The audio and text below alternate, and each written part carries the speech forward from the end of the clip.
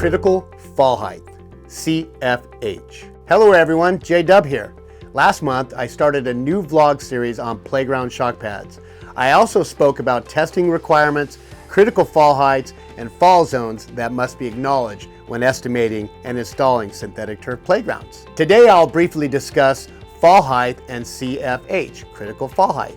According to the ASTM, American Society for Testing and Materials, fall height and critical fall height are the vertical distance between a designated play surface and the protective surfacing beneath it. The fall height necessary for playground equipment can vary depending on the type of equipment that is being used. For instance, the required fall height for climbing equipment differs for each piece. Taller equipment such as swing sets and slides may require different requirements than roundabouts and small jungle gyms. Playground equipment always dictates the CFH, the critical fall height. Critical fall heights also determine and evaluate the thickness of the shock pad. This can be done in a laboratory under controlled conditions or in the field, where the fall zones are at the actual play area. When you install playground equipment and playground surfacing, you should consider the depth of the area that is needed.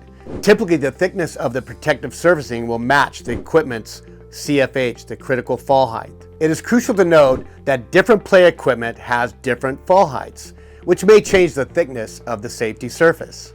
Please consult with the playground equipment manufacturer to determine the rating for each piece of equipment and identify the critical fall height to determine the correct fall surface. Come join me next time where I'll discuss fall zones and the areas surrounding the playground equipment, such as slides, swings, and climbing structures where children could fall and injure themselves. Until next time, JW out.